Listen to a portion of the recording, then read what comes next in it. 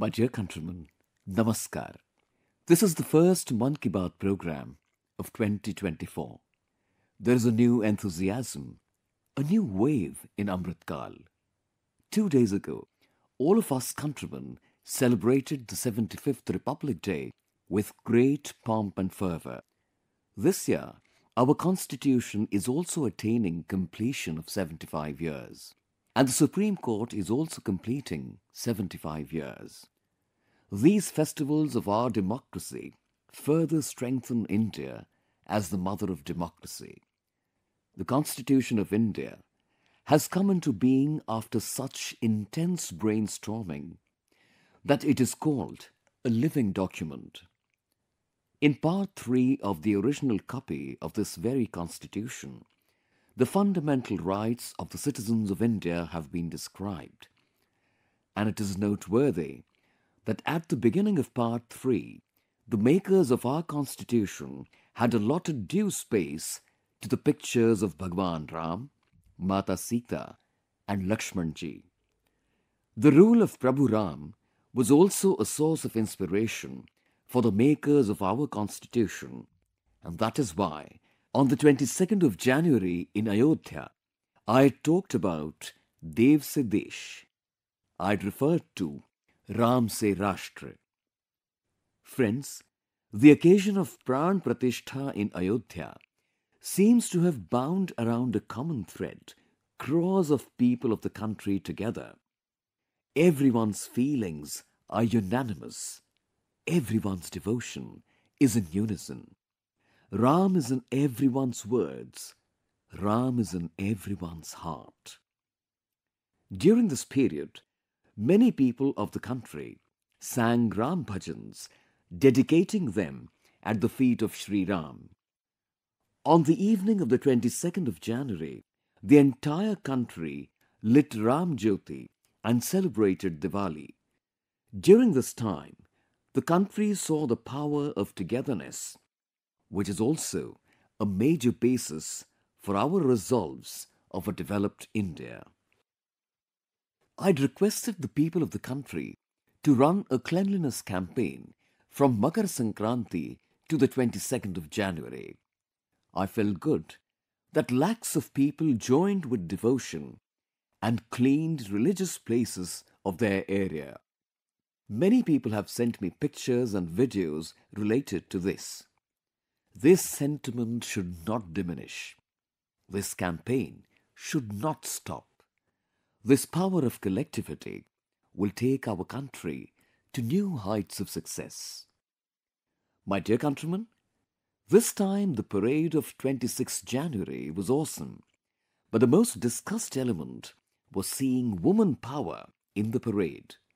When the women contingents of Central Security Forces and Delhi Police started marching on Kartavya Path, everyone was filled with pride. On seeing the marching of the women's band and seeing their tremendous coordination, people in the country and abroad were thrilled. This time, out of the 20 contingents that marched at the parade, 11 were of women. We saw that even in the tableaux that went by, all the artistes were women. About 1,500 daughters took part in the cultural programs that took place. Many female artists were playing Indian musical instruments like conch, nadaswaram and nagada. The tableau belonging to DRDO also attracted everyone's attention. It showed how woman power is protecting the country in every field: water, land, sky, cyber and space. India of the 21st century is thus moving ahead with a mantra of women-led development. Friends, you must have watched the Arjuna Awards ceremony just a few days ago. In that, many promising players and athletes of the country have been honoured at Rashtrapati Bhavan. Here too, something that attracted a lot of people's attention was the Arjuna awardee daughters and their life journeys. This time, 13 women athletes have been honored with the Arjuna Award. These women athletes participated in many major tournaments and brought glory to the flag of India. Physical challenges, economic challenges could not hold up vis-a-vis these courageous and talented players. In the changing India, our daughters, women of the country, are performing wonders in every field. There is another area where women have made their mark, that is, self-help groups. Today, the number of women self-help groups in the country has also increased, and their scope of work has also expanded a lot. That day is not far when you will see Namo drone Didis helping in farming using drones in the fields in every village. I came to know about women preparing biofertilizer and biopesticide using local ingredients in Bahraich, UP. The women of Nibia Begumpur village, associated with self-help groups, prepare biofertilizer by mixing cow dung, neem leaves and many types of medicinal plants. Similarly, these women also prepare an organic pesticide by preparing a paste of ginger, garlic, onion and chili. These women together have formed an organization named Unnati Jaivik Ikai. This organization helps these women in preparing bioproducts. The demand for biofertilizer and biopesticide made by them is also continuously rising. Today, more than 6,000 farmers from nearby villages are buying bioproducts from them. Through this, the income of these women associated with self-help groups has increased and their financial condition has improved as well. My dear countrymen, in Mann Ki Baat, we highlight the efforts of those countrymen who are working selflessly to strengthen the society and the country. In such a situation, when the country has announced the Padma Awards 3 days ago, it is natural to discuss such people in Mann Ki Baat. This time too, Padma honors have been conferred upon many countrymen who, by connecting with the grassroots, have worked to bring about big changes in the society. A lot of curiosity across the country to know about the life journey of these inspiring people has been noticed. Away from media headlines, away from the front pages of newspapers, these people have been engaged in social service without any limelight. We've hardly seen or heard anything about these people earlier, but now I am happy that after the announcement of Padma Awards, people such as these are being discussed everywhere. People are eager to know more and more about them. Most of these Padma Award recipients are doing unique work in their respective fields.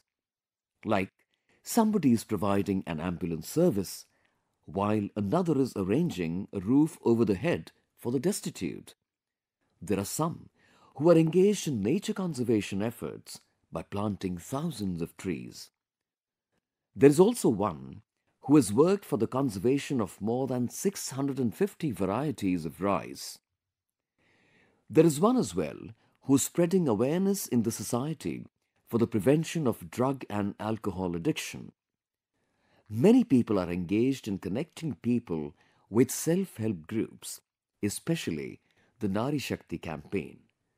Countrymen are also very happy about the fact that 30 of those who received the honor are women. These women are taking the society and the country forward through their work at the grassroots level. Friends, the contribution of each one of the Padma awardees is an inspiration for the countrymen. This time, a large number of people receiving honors are those who are bringing glory to the country in the world of classical dance, classical music, folk dance, theatre and bhajans. This honor has also been conferred upon those who have done excellent work in Prakrit, Malvi, and Lambadi languages. Many people from abroad have also been honored with the Padma Award, whose work is lending new heights to Indian culture and heritage. These also include citizens of France, Taiwan, Mexico, and Bangladesh. Friends, I am very happy that the system of Padma Awards has completely changed in the last decade. Now it has become the People's Padma. There have been many changes in the system of conferring the Padma Awards. People even have a chance to nominate themselves now. This is the reason why, this time, 28 times more nominations have been received compared to 2014. This shows that the prestige of the Padma Award, its credibility and respect for it is rising every year. I once again extend my best wishes to all those receiving the Padma Awards. My dear countrymen, it is said that every life has a goal. Everyone is born to fulfill a goal. For that, people perform their duties with full devotion. We have seen that some people perform their duties through social service, some by joining the army, some by teaching the next generation. But friends, there are some people among us who even after the end of life fulfill their responsibilities towards society and life, and their medium for that is organ donation. In recent years, there have been more than 1,000 people in the country who donated their organs after their death. This decision is not easy, but this decision is a saver of multiple lives. I would also appreciate those families who respected the last wishes of their near and dear ones. Today, many organizations in the country are also making very inspiring efforts in this direction. Some organizations are making people aware about organ donation. Some organizations are helping in registering the people willing to donate organs. Due to such efforts, a positive environment is being created in the country towards organ donation, and people's lives are also being saved. My dear countrymen, I am now sharing with you an achievement of India which will make the life of patients easier and their problems will be mitigated to an extent. There must be many people among you who get help from Ayurveda, Siddha or Unani system of medicine for treatment. But such patients face problems when they go to some other doctor of the same system. In these medical practices, a common language is not used for the terminology of diseases, treatments and medicines. Every doctor writes the name of the disease and methods of treatment in one's own way. This sometimes makes it very difficult for other doctors to understand. A solution to this problem that has been going on for decades has now been found. I'm happy to share that the Ministry of Ayush has categorized the data and terminology related to Ayurveda, Siddha and Unani medicine with the help of the World Health Organization as well. Through the efforts of both, the terminology related to disease and treatment in Ayurveda, Unani and Siddha medicine has been codified. With the help of this coding, all doctors will now write the same language on their prescriptions or slips. One advantage of this would be that if you go to another doctor with that slip, the doctor will get complete information about it from just that slip. That slip will help one in knowing one's illness, treatment, what medicines one has been taking, for how long the treatment has been going on, what things one is allergic to. Another benefit of this will accrue to those people who are associated with research work. Scientists from other countries will also get complete information about the disease, medicines, and their effects. As the research expands and many scientists come together, these medical systems will field better results and people's inclination towards them will rise. I'm confident that our doctors associated with these Ayush systems will adopt this coding as soon as possible. My friends, when I'm referring to Ayush system of medicine, pictures of Yanung Jamu Lego are also coming before my eyes. Ms. Yanung is a resident of Arunachal Pradesh and is a herbal medicinal expert. She has done a lot of work to revive the traditional medical system of the Adi tribe. This time, she has also been conferred with the Padma Award for this contribution.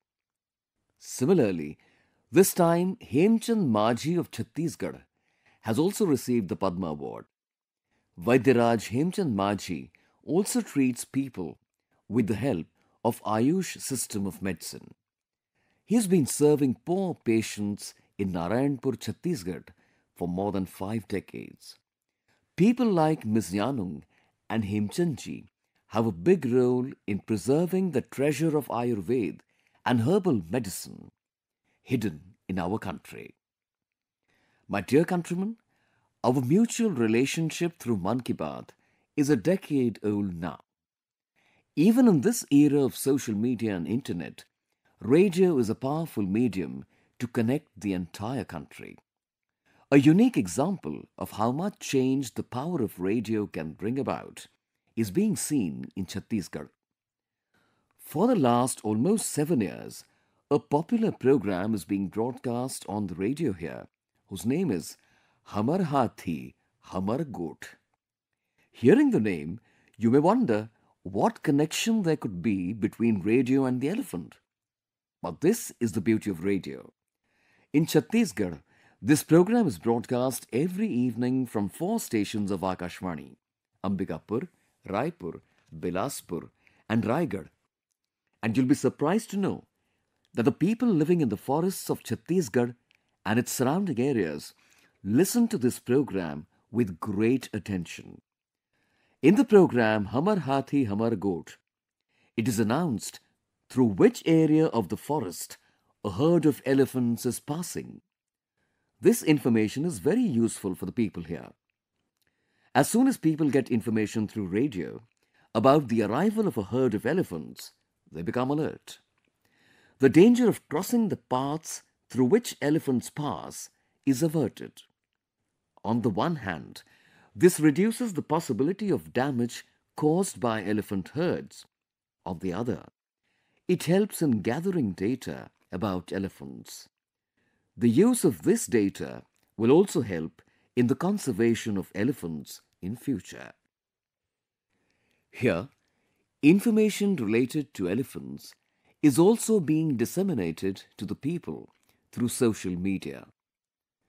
This has made it easier for the people living around the forest to strike a balance with the elephants. People living in other forest areas of the country can also take advantage of this unique initiative of Chhattisgarh and its experiences. My dear countrymen, on this very 25th of January, we all have celebrated National Voters' Day. This is an important day for our glorious democratic traditions. Today, there are approximately 96 crore voters in the country.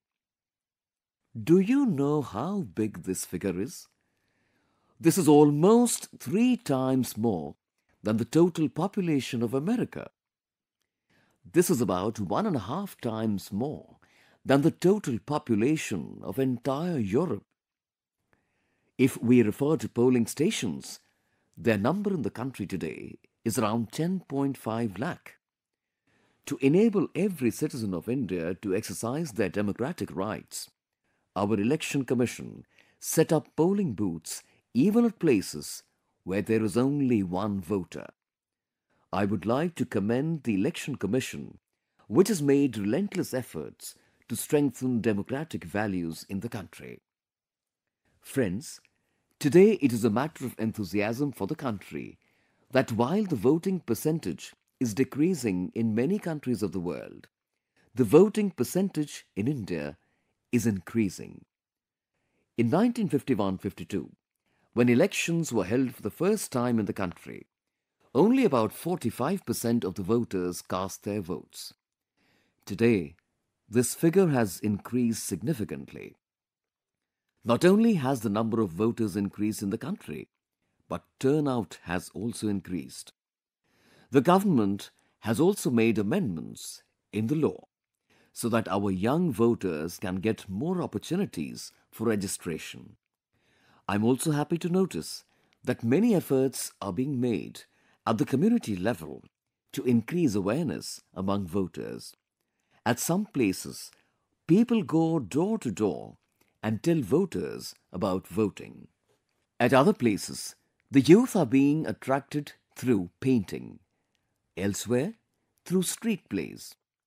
Every such effort is infusing myriad colors into the celebration of our democracy. Through Mann Ki Baat, I'll ask my first time voters to definitely get their names added to the voter list. They can easily complete it online through the National Voter Service Portal and Voter Helpline app.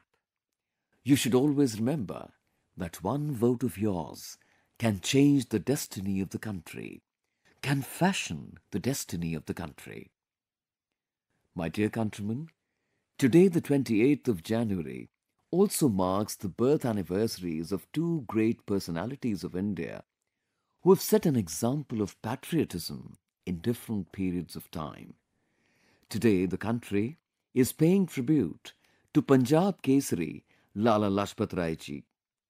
Lala ji was a freedom fighter who sacrificed his life to liberate us from foreign rule. Lala ji's personality cannot be limited only to the freedom struggle. He was immensely far-sighted. He played an instrumental role in the establishment of Punjab National Bank and many other institutions. His objective was not only to expel foreigners from the country, but the vision of giving economic strength to the country was also an important part of his thought. His thought and his sacrifice greatly influenced Bhagat Singh. Today is also a day to pay homage to Field Marshal K.M. Cariappa ji with reverence. He set an example of courage and bravery by leading our army during an important period of history. He has an important contribution in making our army stronger. My dear countrymen, today India is attaining new heights every day in the world of sports. To excel in the world of sports, it is imperative that players get as many opportunities as possible to play, and well-organized sports tournaments are held in the country. With this thought in mind, new sports tournaments are being organized in India today. Just a few days ago, Khelo India Youth Games were inaugurated in Chennai. More than 5,000 athletes of the country are participating in this. I'm happy that today such new platforms are continuously being created in India, in which players are getting an opportunity to display their potential. One such platform that is being created, Beach Games, was organized in Diu. You know for sure that Diu is a union territory very close to Somnath.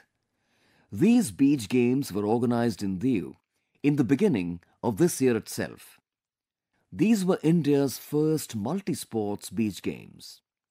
These included competitions like tug of war, sea swimming, penchak silat, malkhamb, beach volleyball, beach kabaddi, beach soccer and beach boxing.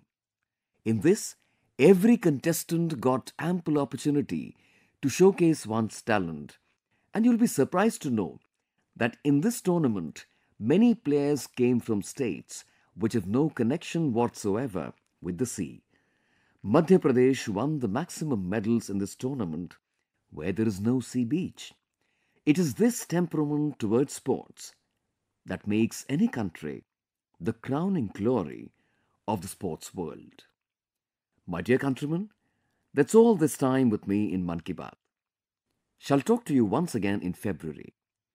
Our focus will be on how the country is marching ahead through the collective and individual efforts of the people of the country. Friends, tomorrow on the 29th at 11 a.m., we'll also have Pariksha Pe Charcha. This will be the seventh edition of Pariksha Pe Charcha. This is one program which I always look forward to. This gives me an opportunity to interact with students, and I also try to mitigate their exam related stress. In the last 7 years, Pariksha Pe Charcha has emerged as a very good medium to discuss various issues related to education and examinations. I am happy at this time more than 2.25 crore students have registered for it and have also put forward their inputs. Let me tell you that when we first began this program in 2018, this number was a mere 22,000. Many innovative efforts have also been undertaken to inspire students and spread awareness about exam related stress. I urge all of you, especially the youth and students, to join in record numbers tomorrow. I too would love to talk to you. With these words, I take leave of you in this episode of Mann Ki Baat. See you again soon. Thank you.